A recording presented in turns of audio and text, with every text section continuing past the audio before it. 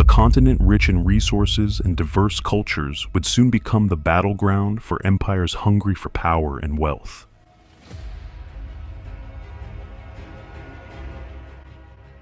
The colonization of the Americas, sparked over 500 years ago, would forever reshape the world as European powers like Spain, Portugal, England, and France set sail across the Atlantic.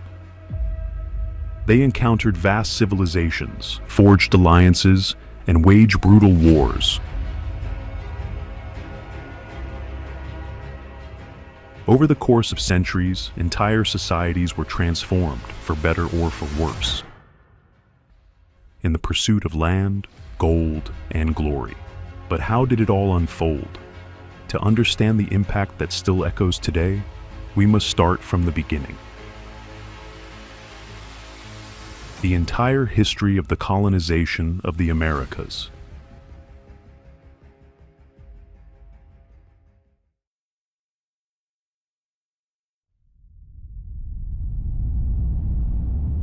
America is clearly divided into three different areas: northern, central, and south. The fourth one is the Caribbean Islands, a group of more than 700 islands inhabited by various tribes. The geography of pre-colonial America was also incredibly diverse, with a wide range of climates, landscapes, and ecosystems. There was a frozen tundra in the Arctic Circle, but also a tropical rainforest in the Amazon. The northern part is similar to today: Great Plains with bison herds surrounded by the Rocky Mountains to the Mississippi River, forests at the east, and deserts in the Midwest. Tropical forests in Central America provided cover from the enemies, and all the way to pampas fertile land in today's Argentina. The Caribbean region also had a warm climate, perfect for agriculture. This diversity offered a variety of habitats for different groups of indigenous peoples to live in. Although America was ultimately discovered by Europeans in the late 15th century, this continent flourished and had its rich history before Columbus. The main problem is that there are not many sources about that. In Central and South America, local tribes developed complex writing systems, similar to Egyptian hieroglyphs. In the northern part of the continent, that was not the case. Because of that, historians had a lot of trouble determining more facts about the pre-colonial history of America. And that also presents the problem of learning about the overall population living in the Americas, especially since there were more than 1,000 different tribes across the continent. Some scholars present the estimated number as high as 100 million people overall. All of them were divided into tribes. Each tribe had its own unique cultures, languages, religions, and traditions. The total estimated population of the Americas before European contact is difficult to determine, but some scholars estimate that it may have been as high as 100 million. Some of the most well-known indigenous groups in pre-colonial America include the Aztecs, Mayans, and Incas in Central and South America, and the Iroquois, Cherokee, Apache, Navajo, and Sioux in North America. The spread and population estimates of these tribes varied greatly depending on their location and environment. In the eastern woodlands of North America, the Iroquois Confederacy was a powerful alliance of 5 tribes: the Mohawk, Oneida, Onondaga, Cayuga, and Seneca. They were estimated to have around 25,000 people in the 16th century. Further south, the Cherokee tribe inhabited the Appalachian Mountains and were estimated to have a population of around 50,000 people. On the Great Plains, the Sioux tribe was one of the largest and most powerful, estimated to have a population of around 30,000 people. They were nomadic hunters who followed the buffalo herds and lived in teepees.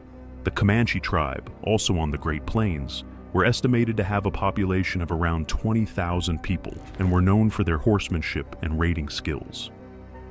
In the Pacific Northwest, the Tlingit tribe was one of the largest and most sophisticated, with around 10,000 people.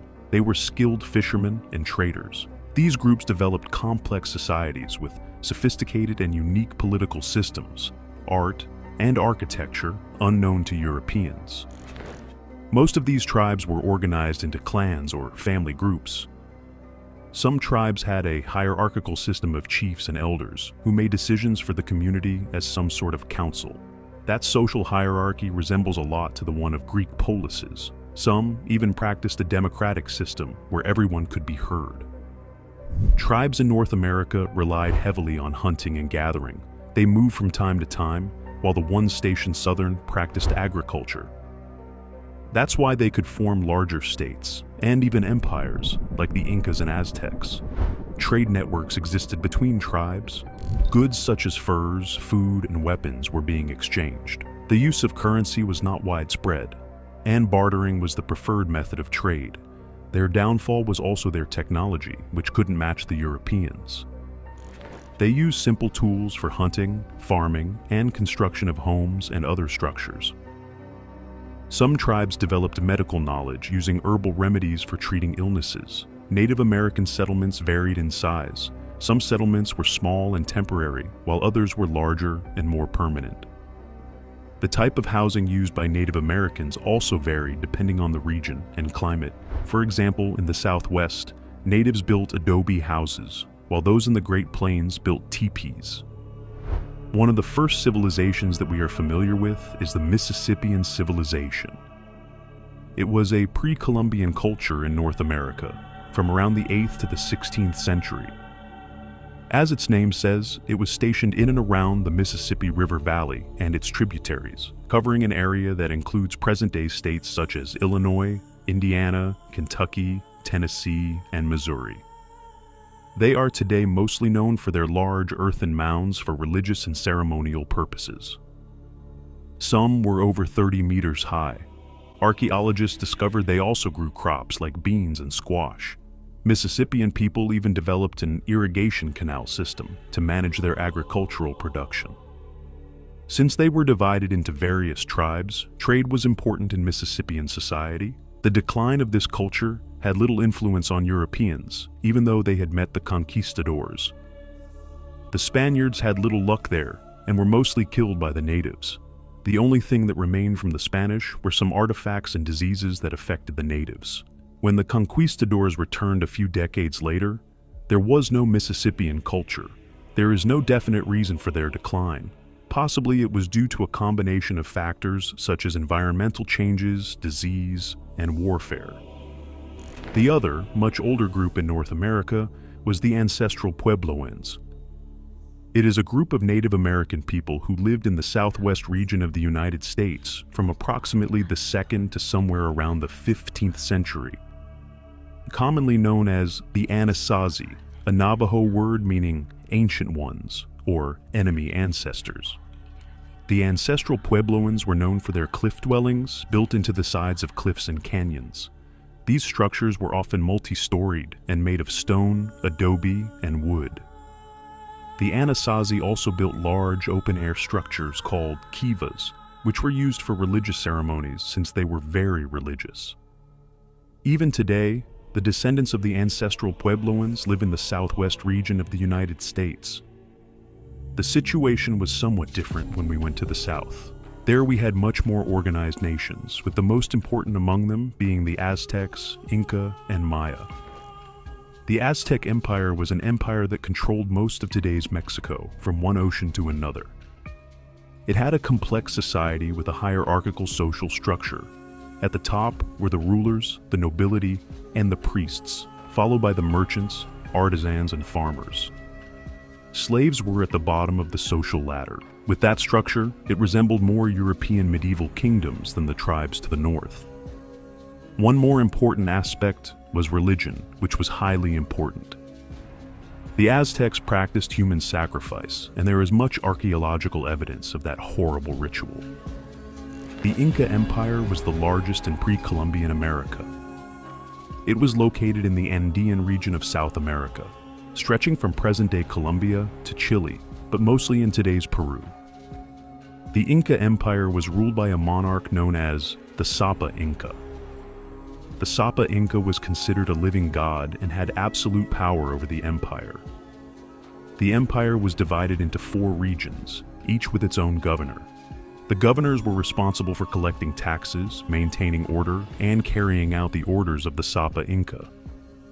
A complex system of roads helped this administration.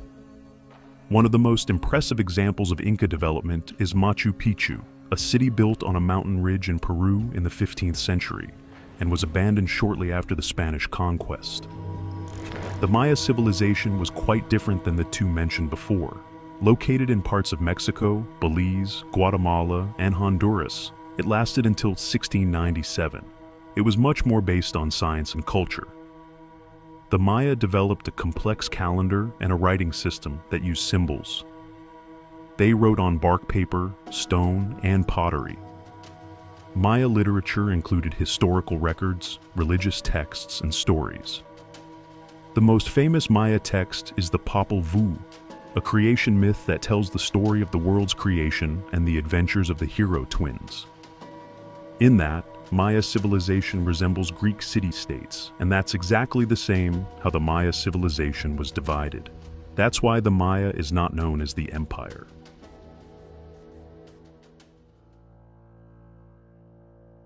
And while the pre-colonial history of America is in the shadows, on the eastern coast of the Atlantic Ocean, European society advanced to the point of expanding on other continents. And who would be the first to explore and reach the unknown lands across the large body of water? Of course, the Vikings. Although it seemed almost impossible then, two historical sources state about the travels across the ocean. The first one is Adam of Bremen, who wrote one of the most prominent works in the Middle Ages. The second one is the saga of Eric the Red. It tells the story of the banishment of Eric the Red from Iceland and how he discovered a new land. He named it Greenland. He chose that name to promote the new land, even though it was, in fact, quite white, cold, and snowy. After some time, Eric's son Leif Erikson had a misfortune traveling from Norway back to Greenland when his ship was blown away to a new and unknown land. The land he named Vinland and some of his men decided to explore further and found some settlements there. There they encountered indigenous people whom they called Skraelings, and soon the hostilities started. This is the first mention of Native Americans in European history. Many historians didn't accept this saga as a reliable historical source, but the archaeological excavation in the 1960s in Canada confirmed the story. In the Newfoundland region, in the place called L'Anse aux Meadows, archaeologists discovered a Viking village from the early 11th century, proving that the first visitors from Europe came from Scandinavia, almost half a millennium before Columbus. By the 15th century, the time of Vikings had already passed, and the first who tried to explore beyond the known world were the Portuguese. They wanted to eliminate Muslim traders from the trade with the Orient. One group of Portuguese explorers went around Africa to India, and the other went to the West. The mastermind behind this exploration was Prince Henry the Navigator. The goal of this exploration was the spreading of Christianity and amassing wealth. The neighboring Spain became unified in 1469, and with a series of successful marriages, the most powerful nation in Europe. One man from Genoa, Christopher Columbus, decided to take his chances and asked for sponsorship from the Spanish Queen Isabella to reach India. Under the assumption that the earth is round, he decided to sail westward to reach the east. He didn't know about the continent in between. 3 ships sailed from Palos and, after a very problematic journey, reached the new continent on October the 12th, 1492. Columbus discovered an island in the Bahamas and named it San Salvador, emphasizing how that land saved his crew. Columbus continued his journey, exploring the Caribbean and Central and South America, and made 3 more voyages to the Americas throughout his life. On these journeys, he discovered Hispaniola, where he founded the first colonies called La Navidad and La Isabela, Cuba, Jamaica, Trinidad, and other Caribbean islands. Till the end of his life, Columbus claimed that he reached India. On his voyages, Columbus met indigenous people whom he enslaved and mistreated. They were not immune to European diseases, which decimated their numbers. Therefore, Columbus started the Spanish colonization and race in controlling territories in the New World. Also, he started slavery in the Americas. The new continent got its first explorers and, among them, the most notable, Amerigo Vespucci. He became so famous that the whole continent got its name after him. During his 4 voyages to America, Vespucci described the new continent to the Europeans. The only problem with the exploration and colonization race is that it could easily lead to armed conflicts, and the first threats between the ruling houses of Portugal and Spain were already sent. To prevent the war between them, both countries decided to divide the unexplored world. The Treaty of Tordesillas became the foundation of colonialism. It is an agreement signed on June 7, 1494, that split the recently discovered world into 2 zones. The west part belonged to Spain and the east to Portugal. This division left Africa to Portugal and the Americas to Spain, except for today's Brazil, which belonged to Portugal but has not yet been discovered. Portuguese explorers led by Cabral accidentally discovered Brazil in 1500, but some in Spain talked about it as a fraud. They thought that the Portuguese knew about that land and kept it quiet from Spain. There were no formal complaints. After the treaty, both sides continued their exploration. The main difference is that Portugal founded trading posts, and Spain mostly mining colonies. Ever since Columbus set foot on the American continent, Spanish explorers and conquistadors traveled across the Atlantic Ocean in search of new lands, resources, and converts to Christianity. Some of them had noble causes like Bartolomé de las Casas, but most just wanted to get quick wealth. Over several decades, they established a vast empire that spanned through Central and South America, the Caribbean, and some parts of North America. Such a quick victory over American nations is explained by Spanish technological advancements. Native people didn't stand a chance against the conquistadors, who had gunpowder weapons.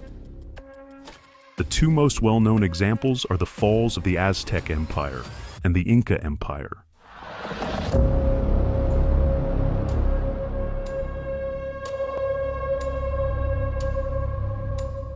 Hernán Cortés was a Spanish conquistador who didn't have a noble ancestry and did not have much chance of succeeding in Spain. His main goal was to become rich. Drawn to wealth and adventure in the New World, Cortés sailed to Hispaniola in 1504. There he became a soldier and a lower-level administrator. Soon he gained experience in the conquest of Cuba. In late 1518, Cortés was ordered to lead his men to explore and secure the mainland of today's Mexico. Next year, he led a small numbered expedition from Cuba to Mexico. There, he encountered the Aztec Empire, a state that controlled much of central that area. Aztec Empire ruled over a large number of vassal states and tribes, with some of whom Cortés allied. Also, many Aztecs considered the Spaniards as divine providence in human form. Cortés and his small army of soldiers were initially welcomed by the Aztecs. However, tensions quickly rose as the Spanish began to demand tribute and convert the Aztecs to Christianity. Cortés used this initial friendship to gain access to Aztec ruler Montezuma II and held him hostage. Despite being outnumbered, Cortés was able to defeat the Aztecs through a combination of military tactics and cunning. The Aztec defense was further weakened by the smallpox epidemic brought by the Spanish. Cortés established Mexico City on the ruins of the Aztec capital, Tenochtitlan, and began the process of Spanish colonization on the mainland. And on his footsteps, the other followed, among them Francisco Pizarro.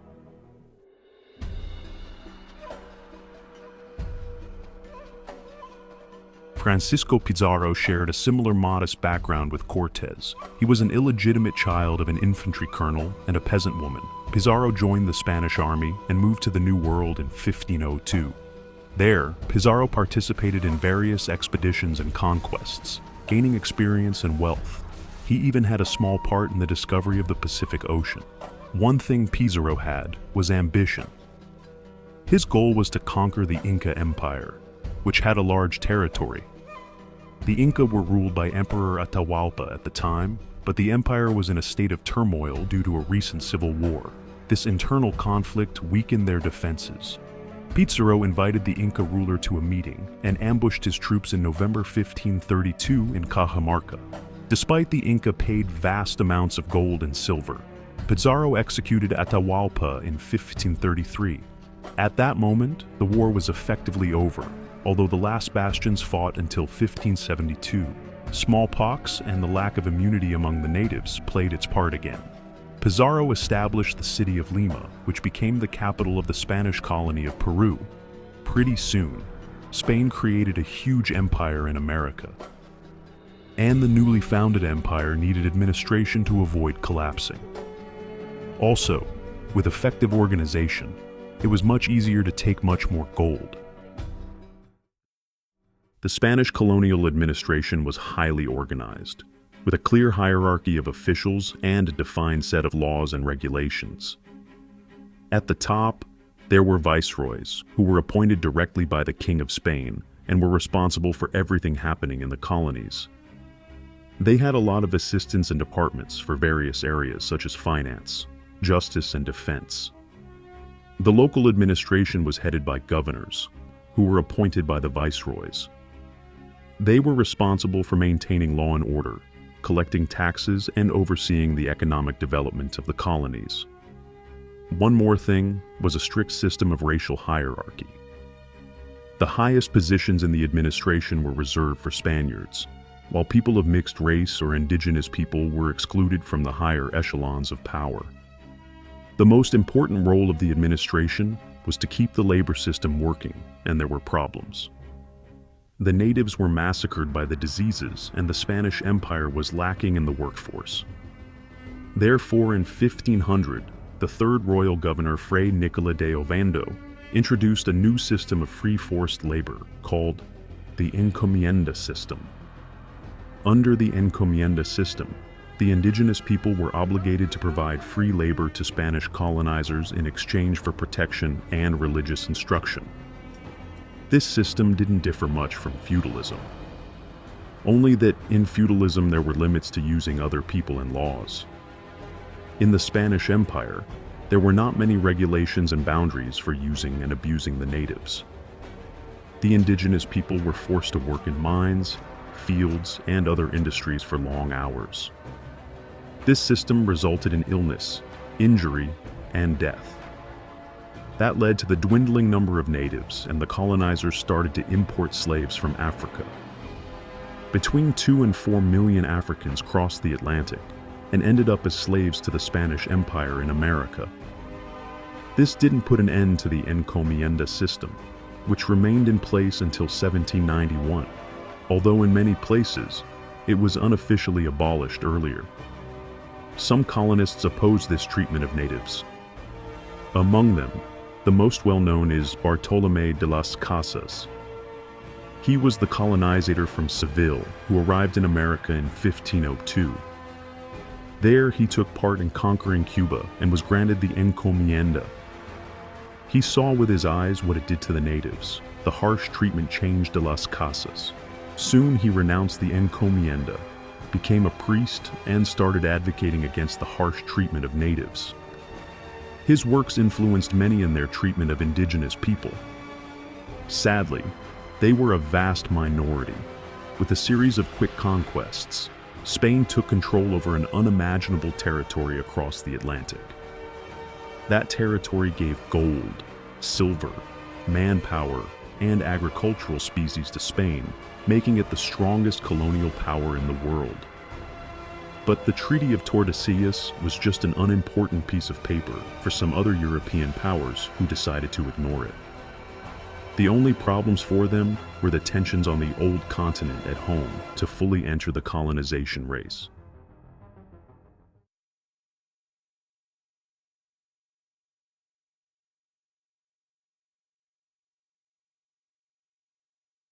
Unlike Spain and Portugal, France was involved in many exhausting wars at the beginning of the 16th century. This prevented it from pursuing a naval exploration policy. With the situation at home in mind, France tried to send an expedition across the Atlantic to claim the new land in the name of the French king.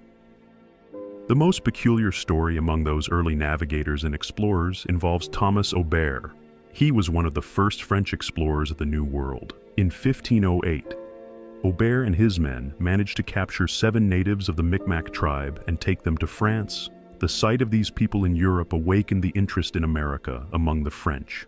Aubert described America as rich in fur and fish, and the French king, Francis I, started sending more navigators there. Italian Giovanni de Verrazzano explored the territory of what is now New York and claimed it in the French name, but that didn't last long. After the loss in the Battle of Pavia in 1525, French King Francis I was taken as a prisoner by his arch-nemesis, Charles V Habsburg. That loss deeply shook France and ended further explorations for almost a decade. After the consolidation and safe return of the king, France continued investing in exploration. The most important French early explorer of America was Jacques Cartier. Jacques Cartier rose from humble beginnings by marrying into an aristocratic family. By that time, he was already an established mariner. During the year 1534, Cartier sailed to the west and reached America. Soon, he became the first to reach the Gulf of St. Lawrence and Prince Edward Island. Cartier established trading relations with the Iroquois tribe and left some of his men to establish colonies, without much success. The most well-known colony, Charlesbourg Royal, lasted only 2 years and was abandoned in 1543. Nevertheless, he still remains the most important French explorer of the 16th century. Although he was sure he was in Asia, similar to Columbus, the full establishment of New France had to wait for Samuel de Champlain. Samuel de Champlain had a promising career even before setting sail for North America. He was born into a family of mariners, but first gained recognition as a soldier during the religious wars in France. After that, he once again turned to sea as a part of the expedition to Mexico. When Champlain returned to France, King Henry IV appointed him as a royal geographer and sent him on his most famous voyage. Champlain established French colonies in North America, but also fur trade and alliances with Native American tribes like Huron and Algonquin. This trade became a major source of income for the colony and helped to establish French dominance in the region. The most important French colony in the north was Quebec, founded in 1608 by Champlain. Quebec soon became the capital of New France. Its strategic location allowed Quebec to become the center of the region and also the main center of the fur trade. That friendly relationship with the natives allowed the first settlers to survive the harsh climate and the lack of resources. The local Native American tribes provided the settlers with food and other necessities. By 1660, the population of Quebec had reached around 3,000. It was a real mixture of French and Native American culture. Soon, the French also established a presence in the Great Lakes region and along the Mississippi River. Quebec continued to grow and thrive. The population increased as more settlers arrived from France, and the settlement expanded to include new buildings, such as a hospital and a church. The fur trade was the backbone of New France's economy. The French established trading posts throughout the region, where they exchanged European goods such as knives, guns, and cloth for furs, particularly beaver pelts needed for hats.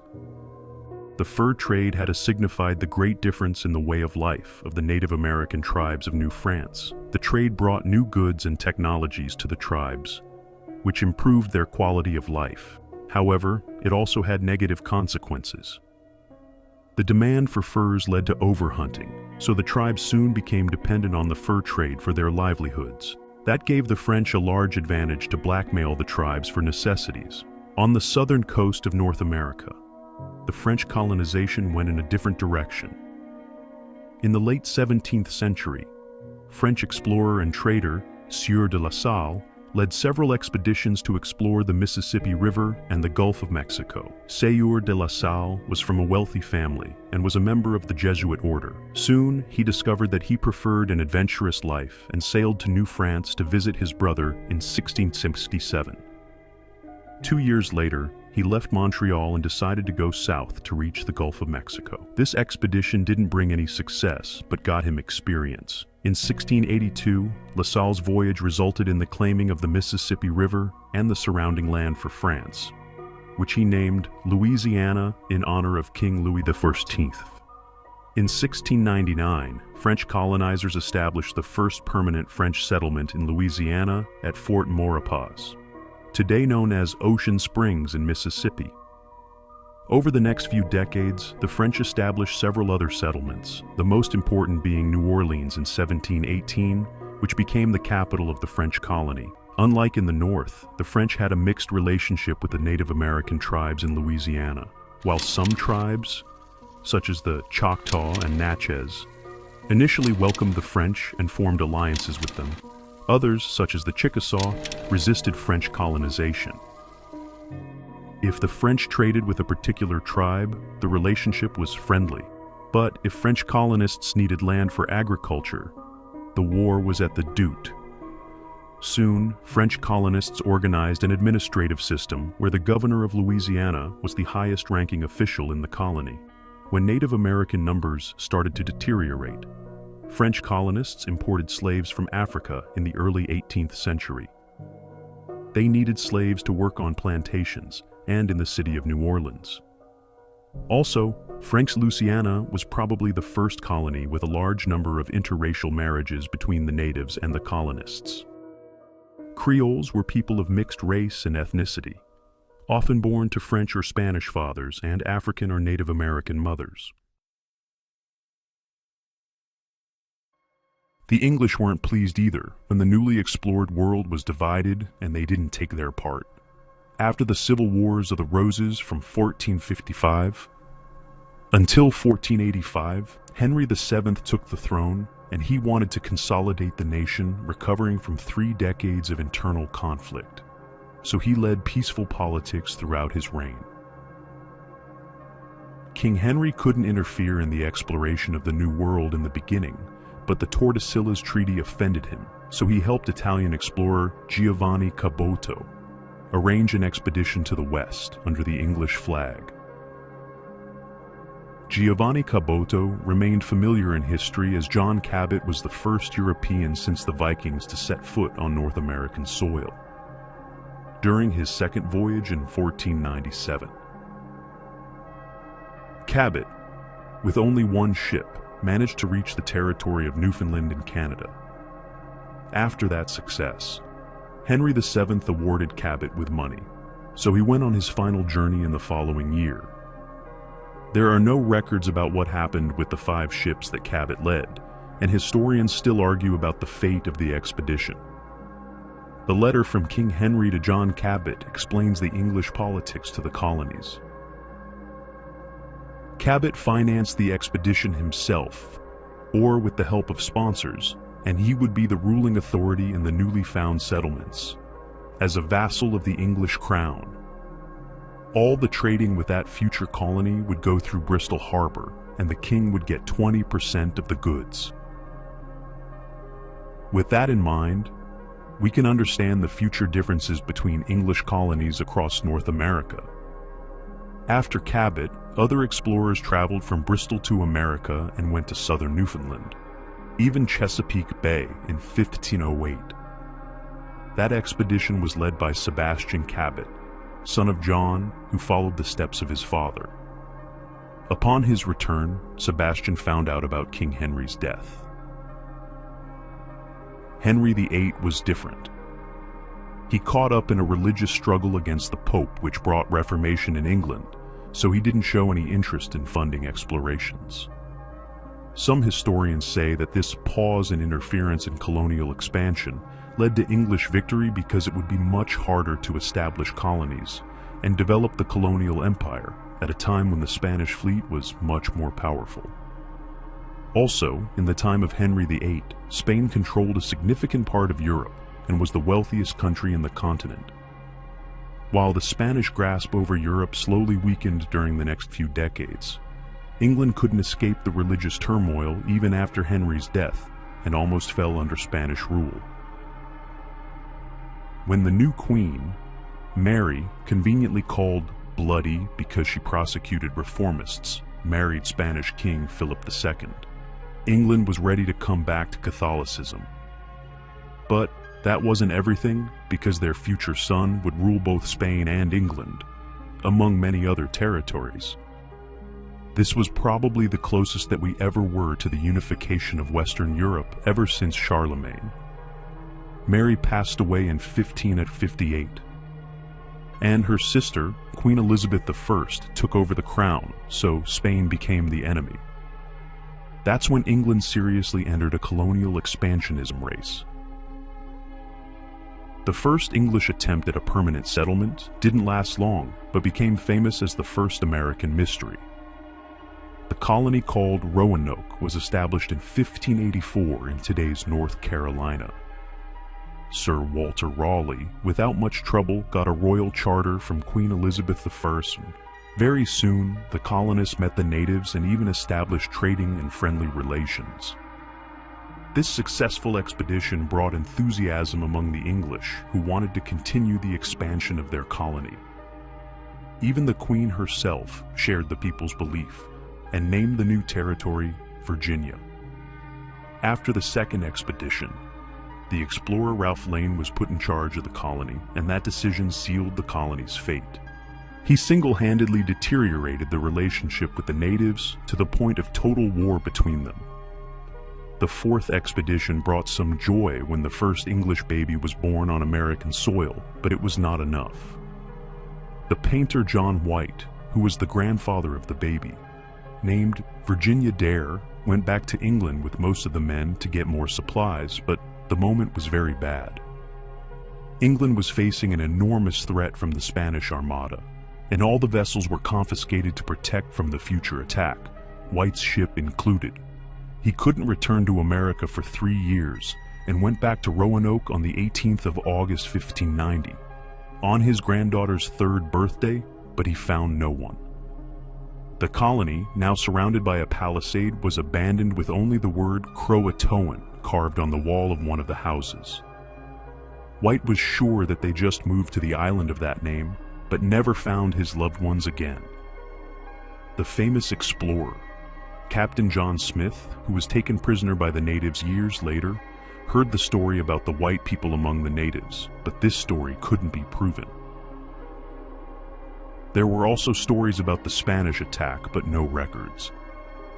Probably massacred in the war against the Native Americans, some 115 colonists, and their fate remains mystery to this day. This failure probably saved the English chances of establishing colonies. However, that sounded odd. Since the Spanish fleet was much stronger on the American continent, English colonists were lucky enough to remain unnoticed, and therefore, there was no Spanish reaction that would probably include a chain of colonies across the coast of Virginia. There were no new plans for colonization for the rest of Elizabeth's reign. But when James Stewart became the king, England decided to use the great geographical position for exploring, so the English colonization of North America took full swing. In 1606, King James I decided to grant a charter to 2 companies from London and Plymouth to set sail to America to spread Christianity, under the English flag, of course.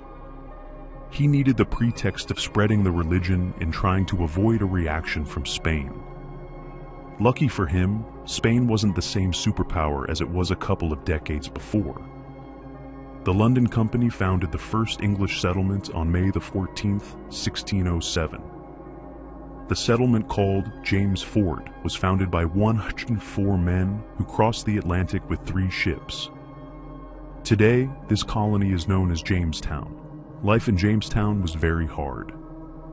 Most of the colonists perished during the first 2 years because of starvation. The main problem was the people who were part of the group. Most of them were adventurers who wanted to get rich, and the colony needed farmers. All that, combined with the lack of fresh water and complicated relations with the natives, led to decline, and in the moments of despair, colonists even turned to cannibalism. The huge fire in 1608 further reduced the chance of the colony's survival, and only the occasional supply ships helped the colony make it in the first couple of years. The colony was even abandoned for a brief time, But the turning point was the appointment of Captain John Smith, who became the head of the colony. John Smith was an adventurist and explorer. He fought as a French mercenary in the Dutch army against Spain and even against the Ottomans and Crimean Tatars. He was a great soldier, but also great in management. Smith established harsh rules in trading with the Powhatan tribe, which led to Jamestown's prosperity. Of course, Smith is mostly remembered from the story about Pocahontas. Pocahontas saved his life when Smith was captured by her tribe in the early days of the colony. Smith left Jamestown after he was wounded in a gunpowder incident, and Pocahontas later married John Rolfe, a tobacco plantage owner, turned to Christianity, and took the name Rebecca. John Rolfe also noted the first arrival of 20 African slaves in Virginia. The tobacco industry decided the course of development of Virginia in the future. While the Virginia colony flourished, the Puritans who left England for the Netherlands during the religious turmoil decided to settle a little more in the north. Although they had permission to settle in Virginia, Puritans didn't want to do that because of their religious differences. They settled in the place they called New England. There were vast differences between the Virginia and Plymouth colonies because the Pilgrims established their rule. 41 people from 104 on the ship signed the Mayflower Compact that regulated the society. The Pilgrims established good relationships with the natives and even had a feast where they were at the table together. This was the first Thanksgiving Day. And even though they were much better prepared than the Jamestown colonists, half of the Pilgrims didn't survive the first winter. After new colonists arrived, the colony expanded with the formation of new cities and expanded rapidly. Soon, Boston became the most developed city in the colony. With the success of establishing these two colonies, many adventurists followed in the footsteps of these pioneers. When the English established their dominant presence, there were 13 colonies, all different in their society, administration, and laws. There were even some tensions between some of them, but there was always one thing in common. Each colony had its own system of local government, elected officials, and representatives. The colonial assemblies were responsible for making laws and regulations for their colonies. However, the ultimate authority was the British Crown, which had the power to veto any laws made by the colonial assemblies. The colonists felt loyalty to the English Crown and considered themselves English. The colonies were established as a source of raw materials and a market for finished goods for the British Empire. This system of trade, known as mercantilism, was designed to benefit the mother country by ensuring a steady supply of resources and a market for British goods. The social hierarchy of the 13 colonies was based on wealth and property ownership. The wealthy plantation owners held the most power and influence in society. The labor system in the colonies was primarily based on agriculture, with the majority of the population working on farms or plantations. Life wasn't easy for those who took their chances in colonies, but it was the hardest for slaves.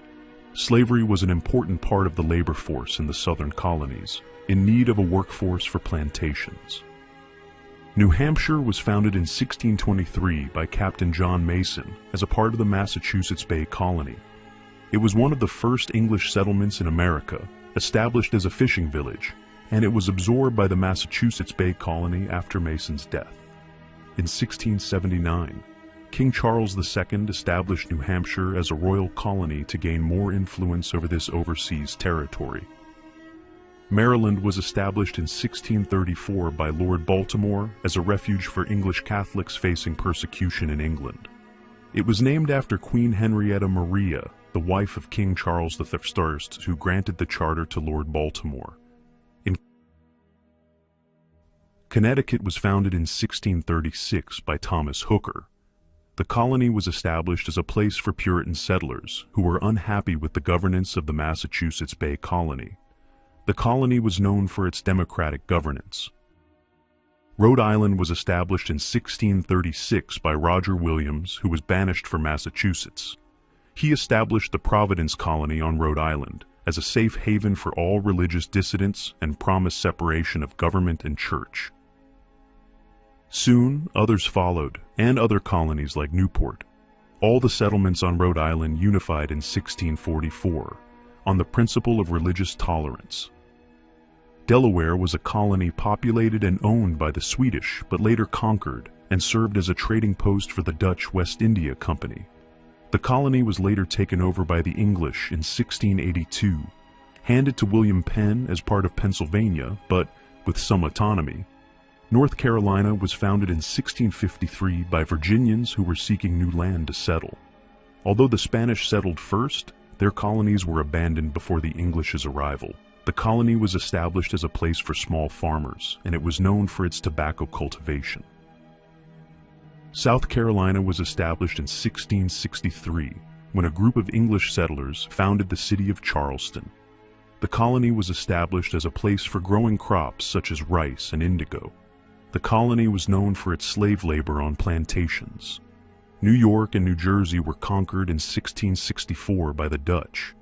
The colonies were established as trading posts, and it was named after the Duke of York. Pennsylvania was founded in 1682 by William Penn. He was a Quaker who received land from King Charles II as a payback for a debt owed to Penn's father. Penn envisioned Pennsylvania as a place of religious tolerance and democratic principles. Philadelphia was the capital of the colony. Philadelphia quickly grew into a major port and commercial center due to its location along the Delaware River. It was a colony that relied on agriculture and industry.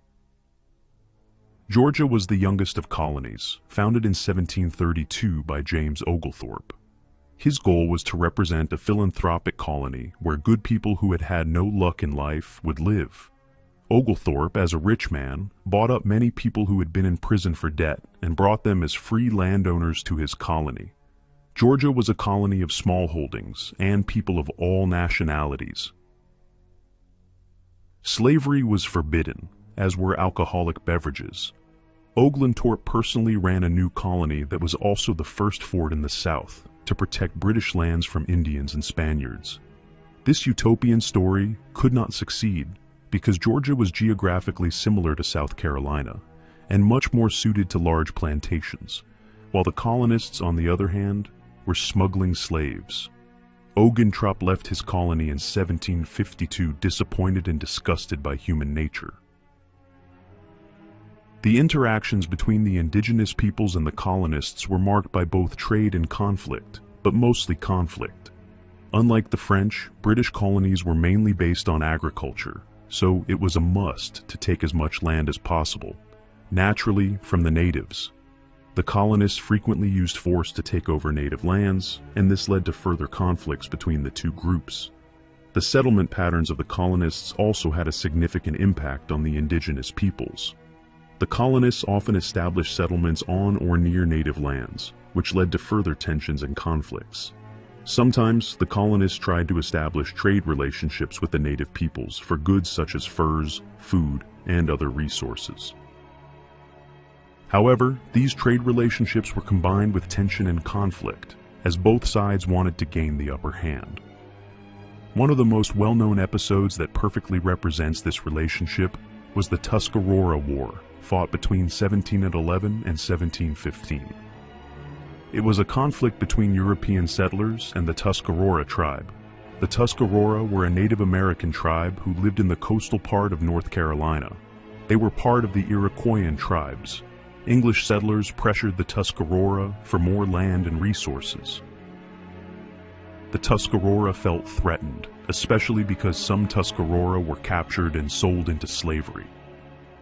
The natives decided to fight back.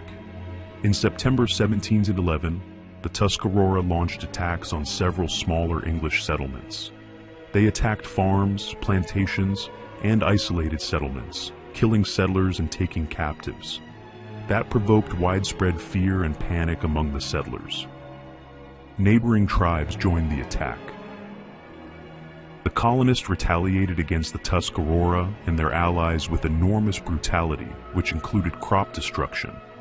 That severely weakened the Tuscarora, who faced starvation. The tribe surrendered, and many went north to seek refuge with the Iroquois Confederacy in New York. The Tuscarora assimilated into neighboring tribes, and the colonists took their land, which was the outcome of almost every war between the English and the Native Americans.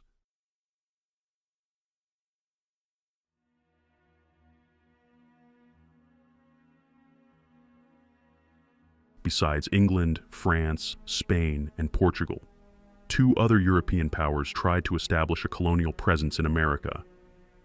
For a short time, they managed to find colonies but were later wiped out by the stronger colonial powers. Oddly enough, they managed to wage colonial war against each other. Trying to recreate their Viking ancestors' voyage, in 1638, the Swedes established their first settlement in the New World. Fort Christina was founded near today's Wilmington in Delaware. It was named after the Swedish Queen. Fort Christina wasn't the only colony established by the Swedish South Company. This company, created by the Swedish government in 1626, tried to establish trade with the New World. The other settlements, including New Sweden and New Stockholm, were in today's Delaware, Pennsylvania, and New Jersey. The main problem for Swedish colonists was conflicts with the Dutch and English. Also, the administration and governing in the colonies were not on a formidable level. Despite these challenges, the Swedes continued to expand their colony and even maintained friendly relations with the natives. Allied with them, they even fought against the English and the Dutch. This Sweden in America came to an end in 1655 when the Dutch captured New Sweden. The other was, of course, the Netherlands. The Dutch quickly established a profitable fur trade with the Native Americans and began to expand their settlements. The most prominent figure of Dutch colonization was an Englishman named Henry Hudson. In 1609, he sailed into what is now New York. Hudson was searching for a northwest passage to Asia, but instead, he found a river that would later bear his name. He explored the river and the surrounding area, making contact with the local Native American tribes. The Dutch East India Company saw the potential for trade in the area and established a colony at the southern end of the river in 1624 in today's Manhattan. Also, in the year before, the Dutch established Fort Nassau on the Delaware River as a center for fur trade with the local Native American tribes.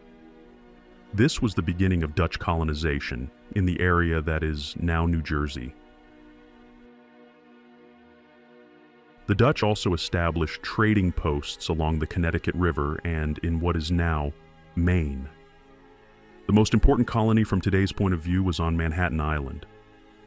The colony grew quickly, and the Dutch established trade relations with the local Native American tribes, as well as with the English colonies to the north. In 1626, the Dutch West India Company established New Amsterdam on the southern tip of Manhattan Island. This settlement served as the capital of the Dutch colony of New Netherland, which included parts of present-day New York, New Jersey, Connecticut, and Delaware. The colony's primary economic activities were fur trading and agriculture. The Dutch also established several other settlements in today's Albany and Brooklyn. With decentralized government and large autonomy, these colonies grew and progressed. However, the main problem for the Dutch was the lack of manpower in their colonies. They struggled to attract new settlers and faced competition from the English expanding their colonies in the region. Unlike England, the Netherlands wasn't overpopulated, and it was very difficult to find adventurers and people who lived in harsh conditions a home. That led to slower development of their colonies. Also, the Dutch had a reputation for being less tolerant of religious diversity than the English, which made it less attractive to settlers seeking religious freedom. And almost all the settlers wanted religious freedom.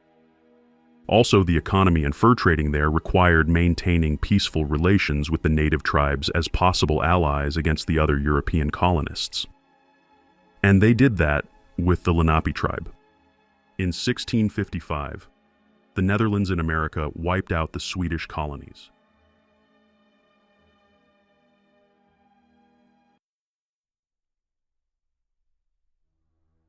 Native American tribes were the ones lightly threatened by the colonists, constantly losing wars against technologically more advanced civilizations.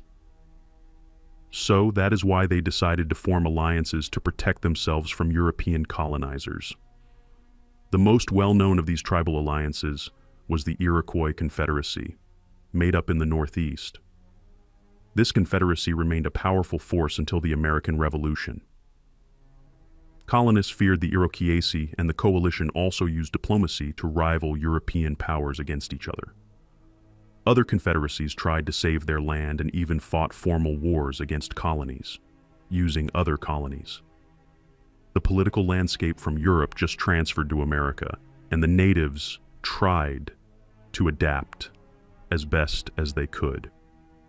But the problem was that Europeans had much more experience in diplomacy and easily turned tribes against each other. One of these wars was the Pequot War in 1636 in New England. The Pequot tribe had allied with the Dutch colonists, but when the English arrived in the area, they formed an alliance with the Mohegan tribe and declared war on the Pequots. Since the Pequots controlled the fur trade in the area, English settlers promised the Mohegan their share after the victory. The war ended with the massacre of over 500 Pequot men, women, and children, and by 1638, the Pequot tribe ceased to exist. Another example of wars between the tribes at the time when they were losing their territory to Europeans was the territorial dispute over the Great Lakes region. These so-called Beaver Wars lasted throughout the mid-17th century, and it was fought between the Iroquois Confederacy against the Huron, Erie, and other tribes for control of the fur trade in the area. The Iroquois were ultimately successful, and many of the defeated tribes were either destroyed or forced to move west. That way, more land became free for the Europeans. Sometimes colonists attacked the natives even though they made alliances. The most well-known was the so-called King Philip's War, which lasted from 1675. The war was fought between the Native American tribes of New England and the English colonists.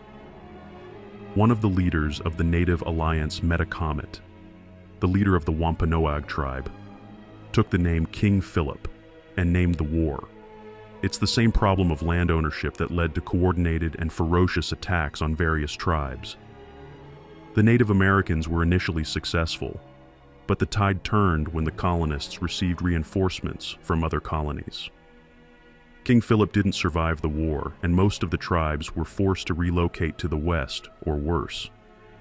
But the main enemies of settlers were the colonists from other nations in Europe, and many wars from the homeland just transferred to America and changed the political landscape in the colonies. The first to perish from America were the Swedish, who lost against the Dutch. The next in line were the Dutch themselves. The enemy was none other than the mightiest navy in the world, which looked to use it to gain trade advantage: England. The First Anglo-Dutch War was sparked by the Navigational Act of 1651, which the British Parliament passed to prevent other nations' ships from carrying cargo from British colonies to Great Britain. It was mainly directed against the Netherlands. Also, the disputes over trade and fishing rights in the North Sea influenced the start of the war. The English Navy, commanded by Admiral Robert Blake, won several key battles, but failed to secure a decisive victory. The war ended with the signing of the Treaty of Westminster, which established a temporary truce between the two nations, so the next war was just a matter of time.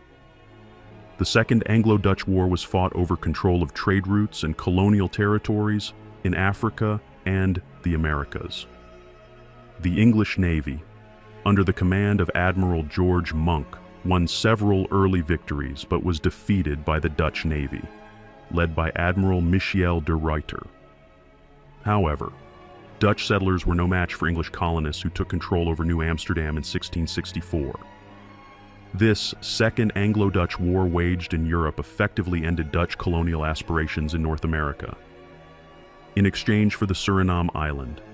The Netherlands gave up all the colonies by signing the Treaty of Breda in 1667.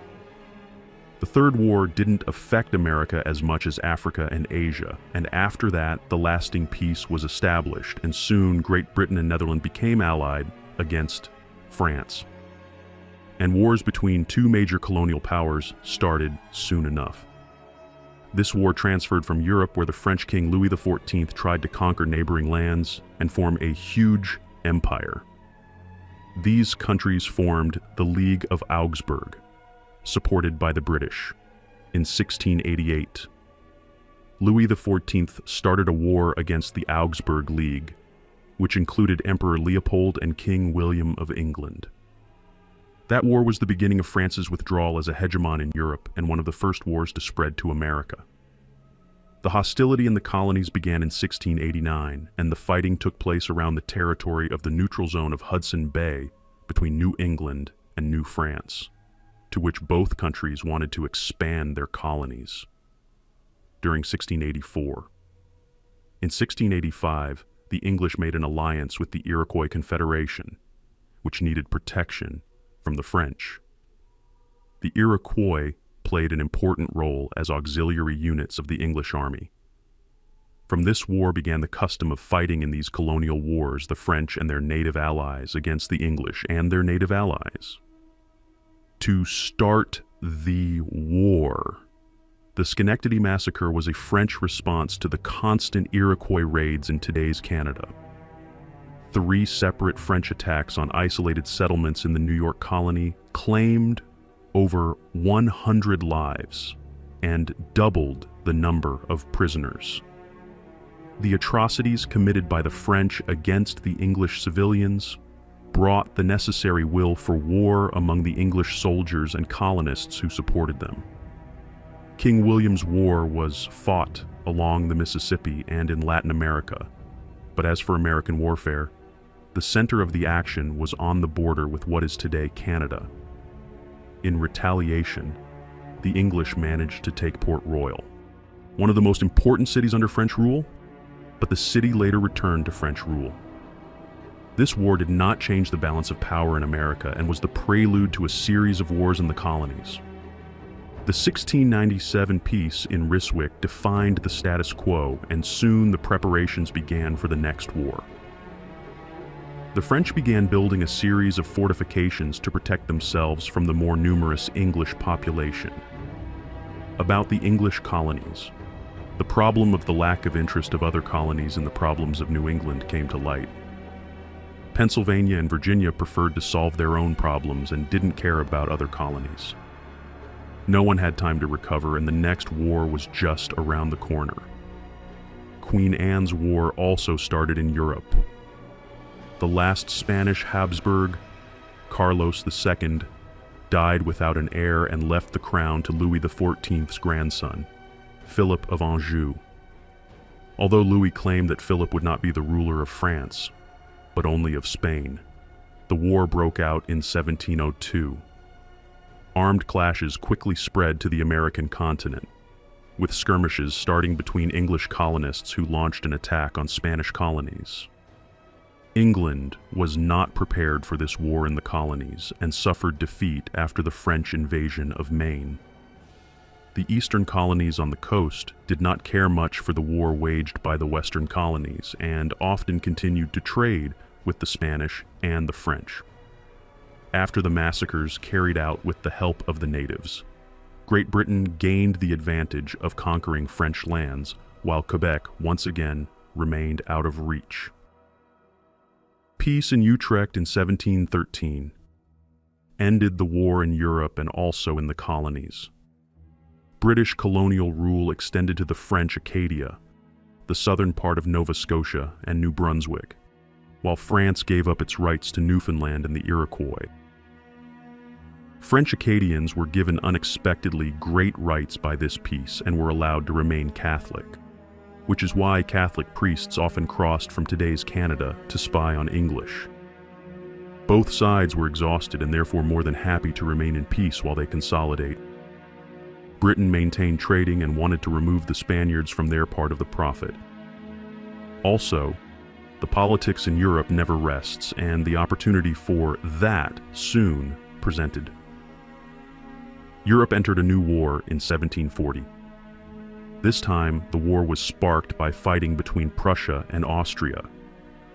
But there were no more European wars that did not include all major powers in military, economic, or political terms. Britain was already at war with Spain before the start of the Austrian Heritage War. Under the provisions of the previous peace, Great Britain was allowed to transport a limited number of slaves from Africa to the Spanish colonies and established the South Sea Company for that purpose. In addition to this legal trade, many British traders were involved in smuggling contraband into Spanish colonies, which the Spanish colonial authorities often punished with harsh methods.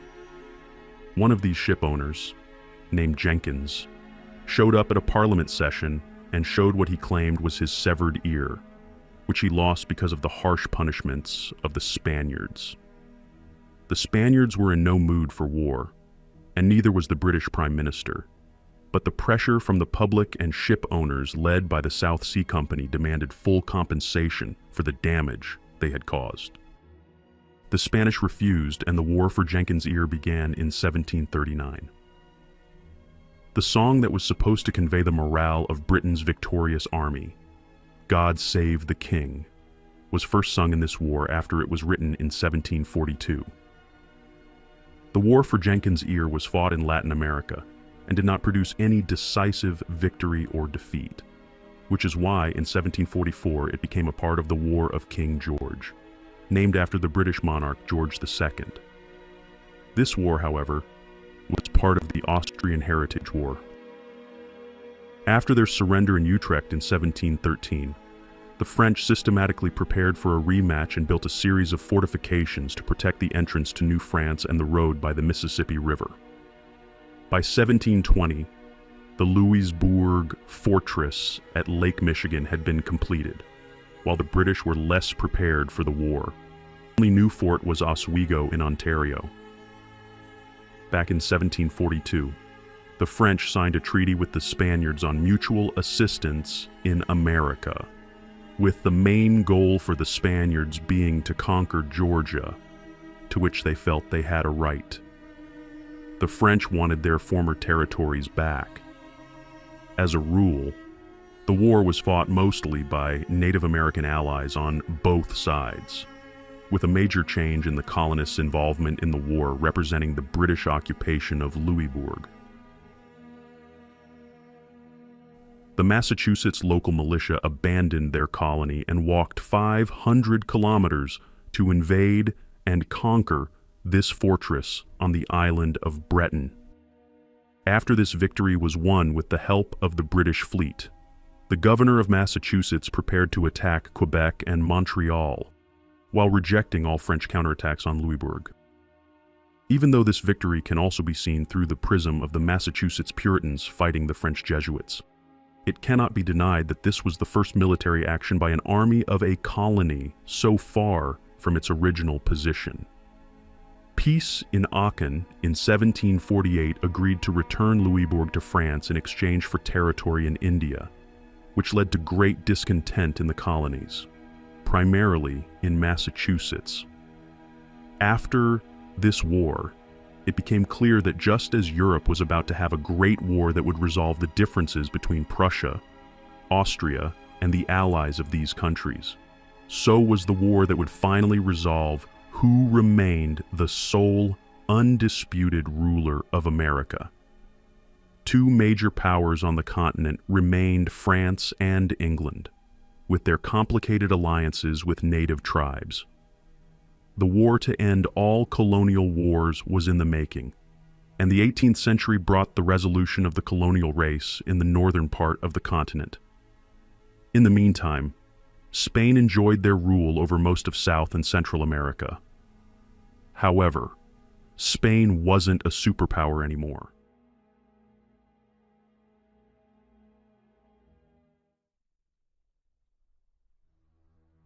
The French territories in America didn't have the right climate for a peaceful life during the whole year. The southern French colonies based in New Orleans were located in the tropics, while the northern colonies were very cold. The French must have looked with envy at the possibilities of British colonists in Chesapeake Bay. The goal of the French was to occupy territory that would have a mild climate during the year, and they found the ideal place in the Ohio River Valley, which has not yet been inhabited permanently by the colonists. The valley of the River Ohio was on the borders of Virginia colony, and many people from this colony were gradually getting closer and closer to Ohio, including George Washington. George Washington was then known as a plantation owner in Virginia.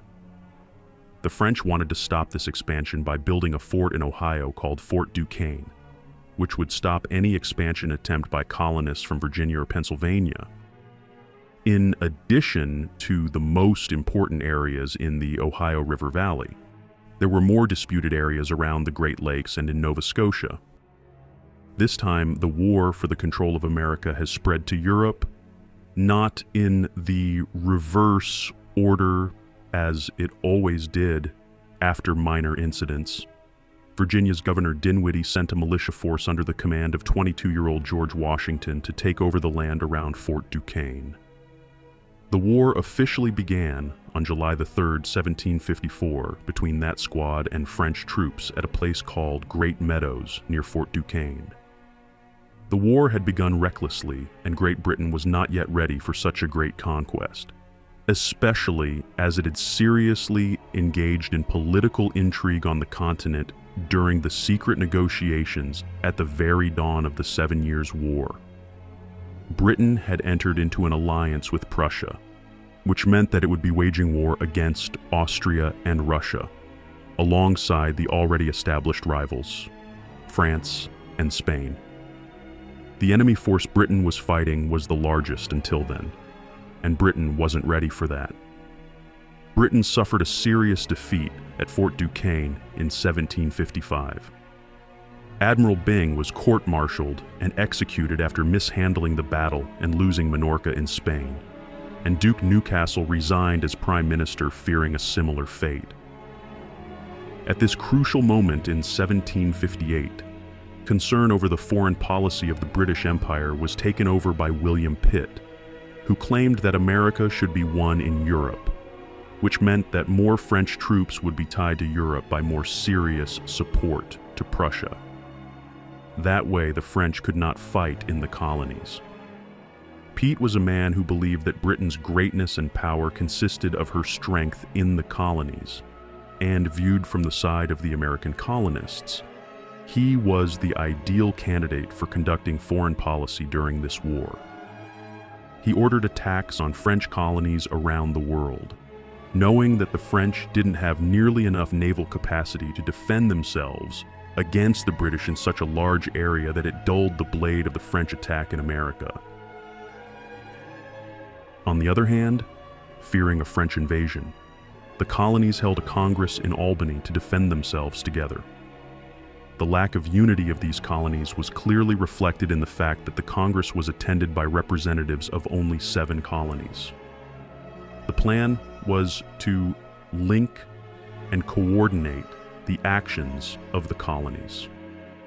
As William Pitt came to power, the balance of power in the colonies changed dramatically in favor of Britain, which led to a coordinated action by British and American colonists to conquer the famous Duquesne Fort, which in the early years of the war caused serious problems for the British.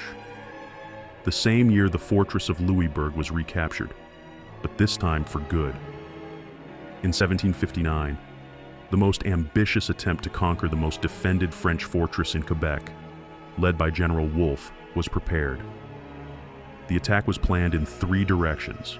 The first direction of ascent would come from Lake Ontario, the second from the St. Lawrence River Valley, and the third from Lake Champlain. After several weeks of preparation, General Wolfe found a way to approach the cliffs and attack the fort from there. About 5,000 soldiers approached the western side of the city under cover of night and, after a 15-minute battle, took the city. General Wolfe didn't survive the battle, and neither did the French general. After the fall of the French most important city, the rest of the French colonial lands surrendered one after the other, after which Montreal accepted British troops in 1760. Spanish aid to the French was prevented by a surprise attack on Havana, and Pitt foresaw the conquest of important islands in the Caribbean. In 1763, the Paris Treaty formalized these great British victories and confirmed all conquests in North America. Britain got all of French Canada, and the French kept only the right to fish in Newfoundland. Spanish Florida also became British, while in exchange for this loss, Spain got Louisiana from France. The islands of Martinique and Guadeloupe, conquered in 1762, were returned to France because these islands produced sugar, and the colony of Virginia insisted that these islands should return to France to avoid competition. Pitt claimed they'd conquered everything and kept nothing, but this peace confirmed Britain's naval supremacy and put an end to the existence of New France. At that point, there was no way of knowing that it was the beginning of the end of Britain in North America. The last echo of the war was the uprising of Chief Pontiac, who was a French ally who continued to fight even after the surrender of the French. But the uprising was brutally crushed the same year. A letter from a native to a British merchant explaining that the French treated him with respect and that the English looked upon him with disgust shows why he is still loyal to the French king. Yet the same letter states that if the English come bearing gifts and not arms, they will be welcomed and trade will flourish. The letter ends with the sending of a gift in the form of a peace pipe. In 1766, the rebellion ended, and Pontiac surrendered.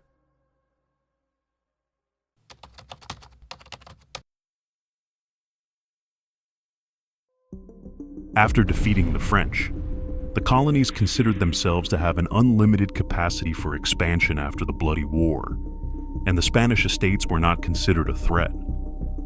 This great self-esteem was also reflected in its relationship with Britain. On the other hand, the United Kingdom, after great victories, had so much confidence and such a lack of finance that it began to enforce the law more rigorously in America because the colonies' rule was that they should serve the motherland, not develop on their own. In public opinion, every initial defeat in the previous war was attributed to the colonists, and every victory was attributed to the excellent leadership of the British Army. The old British pride has shown itself here in its full form. While the British slept on their laurels, colonial America developed after the Paris Treaty. The situation was developing at lightning speed since the settlers in the colonies felt safe because France was no longer there, and there were no more fears for personal survival. On the other hand, Britain felt safe from France and could have applied stricter regulations and prohibitions in the colonies. Great Britain was in deep debt, and it decided to collect the debts of the colonies and impose much stricter control over them. The first thing that offended the Americans was the proclamation issued on October 7, 1763. After the expulsion of the French, the Americans opened up an unprecedented possibility of unlimited expansion west, as the Indian tribes were too weak to provide any long-term resistance. However, the main opposition to the expansion of American colonies has become Britain itself. A proclamation was issued banning any further settlement of territories on the western side of the Appalachian Mountains, specifically in the territory from which the French had been expelled. Britain did not want another war against the natives, similar to Pontiac's uprising. The Americans immediately opposed these measures, and by 1768, the British government, in an agreement with the natives, had moved this borderline further west, but not nearly as far as the colonists wanted. This first major rift between the Queen and the colonies was also marked by the deployment of 10,000 new British soldiers on the colonies' territory under the pretext of protecting the colonists from the natives, or a fresh attack by the French, and the colonies would pay the expenses. And then the taxes came. The first law to be established was the Sugar Act, which regulates trade between the islands and the mainland. This law was supposed to divert part of the colony's large profits to Britain and would have led to a major reduction in the smuggling and cash flow of wealthy merchants from Massachusetts. The act that started the storm was the Stamp Act of 1765. This tax was supposed to cover 1/3 of the cost of the army on its own. The essence of the law was that no contract could be considered valid unless it was printed on paper issued by the British government, and this was considered proof that a tax stamp had been paid. During the heated controversy surrounding the law, the famous U.S. separatist motto emerged: "No taxation without representation." Despite opposition from the colonies, this bill was passed. The notoriously rebellious Massachusetts called a Congress of all colonies to agree on further steps. While unrest erupted in Boston, Congress demanded the right to represent the colonies in the Parliament and considered all taxes imposed on the colony without consulting the representatives of the colony itself to be illegal. After new laws and taxes, the boycott continued. With the change of government, all the laws were withdrawn except for one: the tea tax. That one changed the course of history. This one law was deliberately left to show, at least nominally, that the government of the greatest empire in the world did not surrender to its own colony. Just at the time of the withdrawal of these laws, there was the first conflict between the legitimate British Army and a group of young men in Boston. Soon, the violence escalated. On December 16, 1773, a group of colonists disguised as Native Americans boarded 3 British ships that carried tea and dumped 342 chests of tea into the Boston harbor. This act of protest, known as the Boston Tea Party, was the point of no return in the colonial resistance movement and led to an open rebellion against British rule. The answer from the motherland was also swift. In retaliation for the Boston Tea Party, the British Parliament passed a series of measures known as the Intolerable Acts. These acts included closing Boston Harbor until the colony paid for the damage caused during the Tea Party, and 2 even more problematic laws. One allowed British soldiers to live in the houses of Americans at the expense of the host, and accused Americans could be taken to Britain to face trial. This led to the First Continental Congress in Philadelphia. Except for Georgia, whose delegates couldn't arrive in Pennsylvania, representatives decided to boycott British goods. British military presence increased significantly and became intolerable for the colonists. The Americans formed a colonial militia and started to prepare for conflict, and among them, leaders started to appear. The first among the equals was George Washington. Days when he lost the battle against the French forces as a 22-year-old were long gone. During the last war, he gained experience, and after the war became one of the wealthiest and most influential colonists in Virginia, and was even selected as a delegate at the First Continental Congress. Soon he became the commander of the Continental Army, formed in June 1775 to fight against the British forces. Among others, he remained one of the founding fathers. Benjamin Franklin also remains one of them. He was a polymath who was involved in many aspects of American life before the Revolution. He was a statesman, scientist, inventor, and writer who defended the colony's cause in London for almost 20 years before the Revolution. When he saw there was no chance for a peaceful resolution, Franklin went to Paris to try and gain financial and military support from France. The other 2 most important figures were Thomas Jefferson, a lawyer from Virginia, the maker of the Declaration of Independence, and John Adams, also a lawyer, but from Massachusetts. Both of them later became presidents of the United States. And while the wise heads tried to find a way to not escalate the conflict, the British Army and the colonial militia met each other not once, but in 2 places on April 19, 1775, at Concord and Lexington. British troops went to disarm and arrest the rebels at Concord, but they were warned the night before, so they were prepared for the attack. They waited for the British at Lexington, but lost the battle, and the Royal Army continued advancement to Concord. there after the initial retreat. The Americans outnumbered and attacked the British army, which led to the death of more than 70 British soldiers. On the other side, the revolutionaries sustained a smaller number of casualties. That day escalated the situation, and the war began. The reality of war urged the formation of the Continental Army on June 14, 1775, during the Second Continental Congress in Philadelphia. This was the beginning of the United States Army. The Congress also sent the petition to end the war to King George III, but he refused to read it and declared the state of rebellion. At the time of the Congress, the Battle of Bunker Hill demonstrated the resilience of these rebels, who lost the battle but inflicted heavy casualties on the professional British Army. The war was in full swing. A few pivotal points changed the war and decided the revolutionaries' victory. Some of those happened on the battlefield and some at meetings. Both are equally important. The first one was the Siege of Boston. It was an event that marked the continuation of battles at Lexington and Concord. The defeated British Army retreated to Boston, where they were surrounded by colonial forces. The siege lasted for 11 months, during which time the British were unable to leave the city by land or receive supplies by sea. During these 11 months, the colonists built military objects and trained troops for the upcoming war. In March 1776, the British soldiers abandoned Boston, and the colonists claimed the first significant victory because such an important city fell into their hands.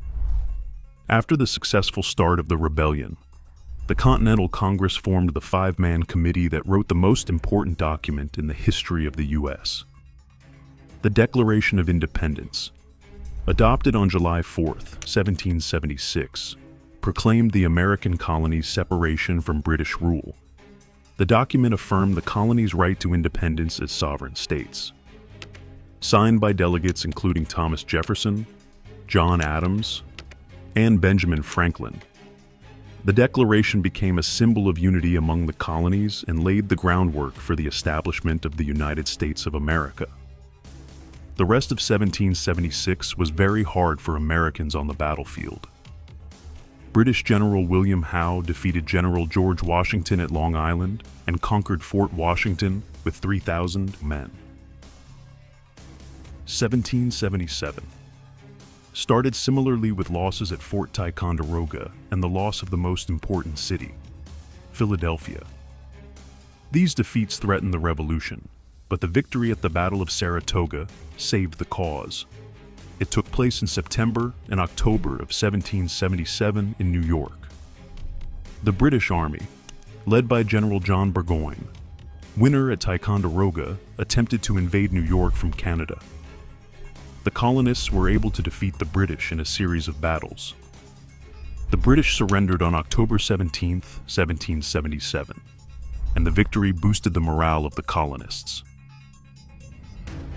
While the Continental Army was spending winter in harsh conditions at Valley Forge, where Washington boosted the army morale, the victory at Saratoga changed Franklin's mission in Paris, and he was able to persuade France to enter the war on the American side. The French king, Louis XVI, recognized the United States as an independent nation in 1778. Soon, he provided military, financial, and diplomatic aid to the American colonies, including military leaders such as the Marquis de Lafayette. In the next year, Spain followed with the declaration of war on Great Britain. The Netherlands also provided loans to the United States. This foreign involvement changed the war that was eventually resolved in one crucial battle. The Battle of Yorktown was the last major battle of the American Revolution.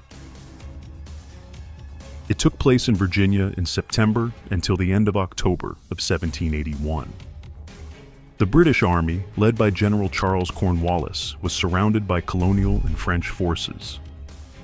After weeks of siege, the British surrendered on October 19, 1781.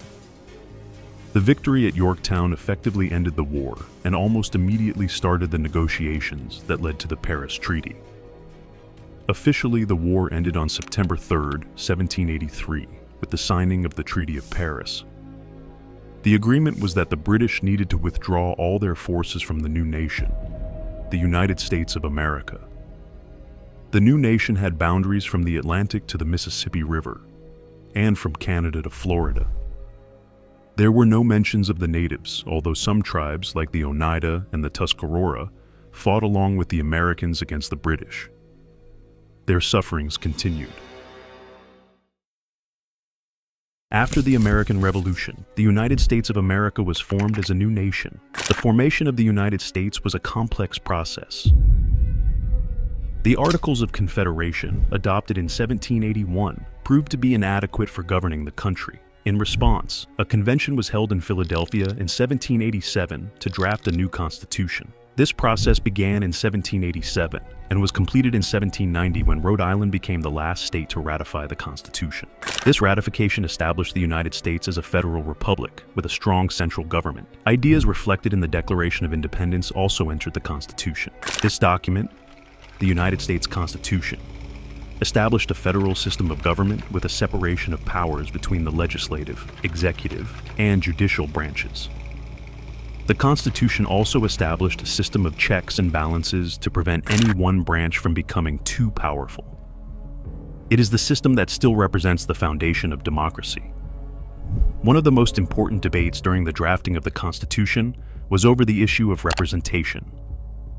The Virginia Plan, proposed by James Madison, called for representation based on population, while the New Jersey Plan, proposed by William Patterson, called for equal representation for each state.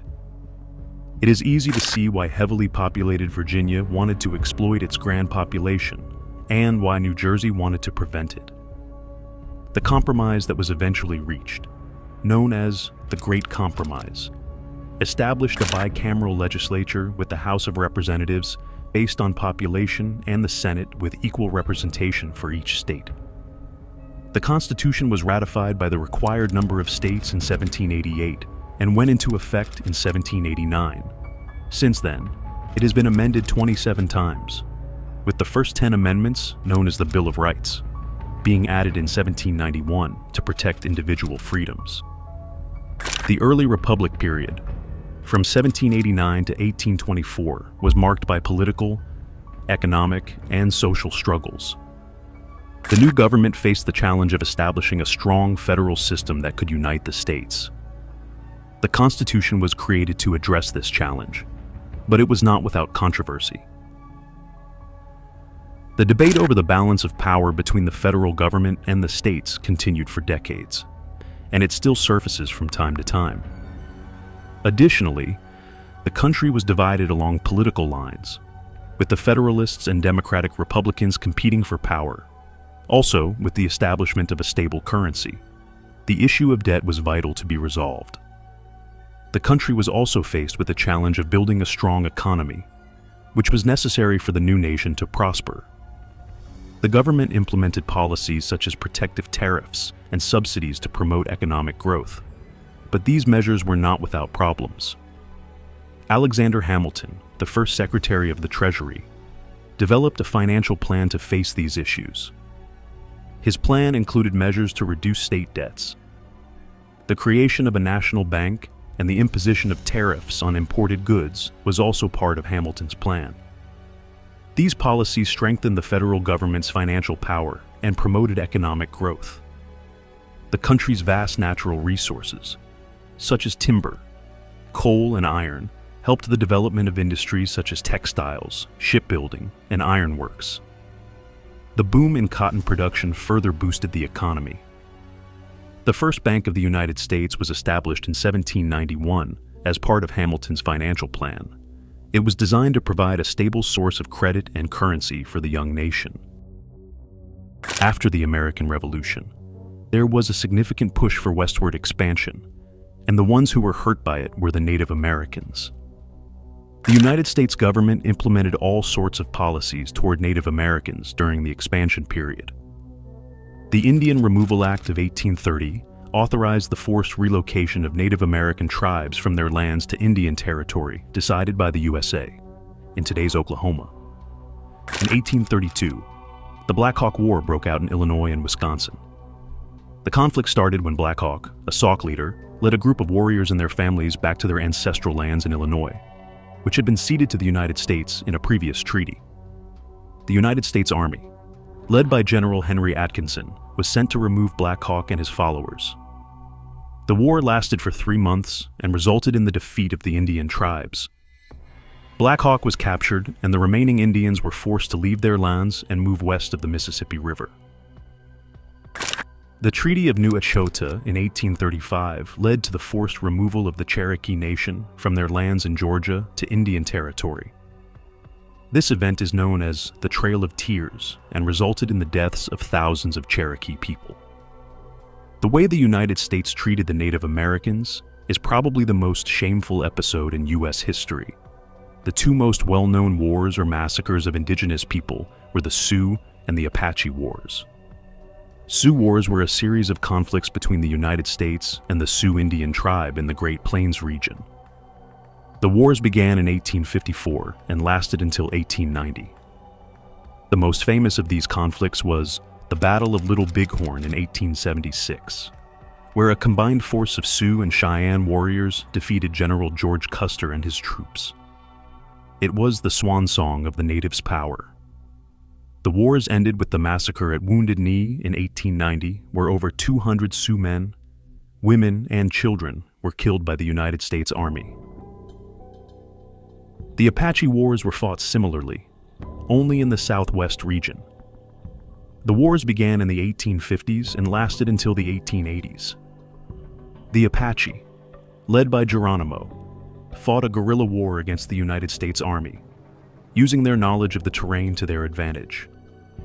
The wars ended with the surrender of Geronimo in 1886, which marked the end of the Indian Wars in the United States. After the surrender, Geronimo spent the remainder of his life as a prisoner of war. He died 23 years later. The Dawes Act of 1887 attempted to assimilate Native Americans into American culture by dividing their land into individual plots and granting citizenship to those who accepted the new system.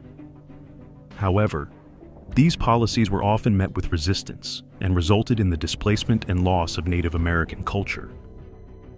But the natives weren't the only enemy. The 19th century was marked by several wars that shaped the United States and its territories. These conflicts were fought for different reasons, including territorial expansion, economic interests, and even ideological differences. One of the most important wars was the Mexican-American War, which was fought between the United States and Mexico. The war was initiated by the United States, which sought to acquire Mexican territories such as California and Texas. The war ended with the Treaty of Guadalupe Hidalgo, which gave the United States control of these territories. The war that changed America was the Civil War, which was fought between the Union and the Confederacy. The war was fought over several issues, including slavery, states' rights, and economic differences. The Union emerged victorious, and slavery was abolished in the United States, although that wasn't the main reason for waging war.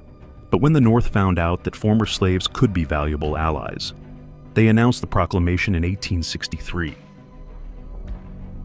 The Spanish-American War. In 1898, it was fought between the United States and Spain over the issue of Cuban independence. The United States emerged victorious, and Cuba gained independence, under the tutorship of the USA. The war also resulted in the United States acquiring territories such as Puerto Rico, Guam, and the Philippines. Also, the United States was involved in several other conflicts, including the Philippine-American War and the Boxer Rebellion, but these wars didn't affect the American continent.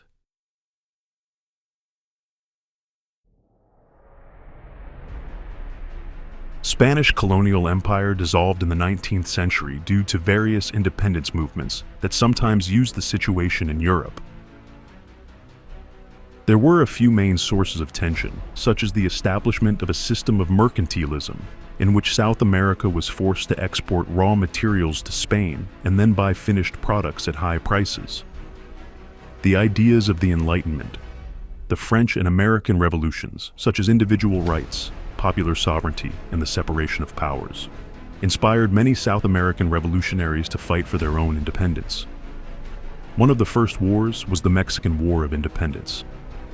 That was a long and bloody conflict that lasted from 1810 to 1821. Led by figures such as Miguel Hidalgo, the movement sought to end Spanish rule over Mexico and establish a new, independent nation. Miguel Hidalgo was a Catholic priest and the rector of the Colegio de San Nicolás.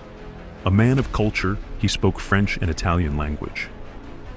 Hidalgo's observations of the harsh conditions faced by the indigenous populations made him discontent with Spanish rule. Soon, he entered the conspiracy society planning the uprising in 1810. On September 16, 1810, Hidalgo issued the famous Grito de Dolores, calling for the end of Spanish rule, the redistribution of land, and racial equality. This marked the beginning of the Mexican War of Independence. Hidalgo's forces were ultimately defeated, and he was captured and executed in 1811. Despite his defeat, Hidalgo's rebellion inspired other leaders to continue the fight for Mexican independence. The most famous battle in this war was the Battle of Calderón Bridge in 1811. Despite facing significant setbacks and defeats, the rebels ultimately emerged victorious in 1821, leading to the establishment of the First Mexican Empire. Soon, the others followed, and the most important among them was Simón Bolívar. Simón Bolívar, also known as the Liberator, was a Venezuelan military and political leader who played the role in the independence of several South American countries, including Venezuela, Colombia, Ecuador, Peru, and Bolivia. Bolívar was born into a wealthy family and received a European education. He read and was inspired by the Enlightenment ideas of liberty and equality and became a fervent advocate for Latin American independence. Bolívar led several military campaigns against the Spanish forces and played a key role in establishing Gran Colombia, a federation of several South American countries. Bolívar's vision for a united South America, known as Gran Colombia, was never fully realized, but his efforts paved the way for the eventual independence of several nations. Today, he is considered a national hero in many South American countries.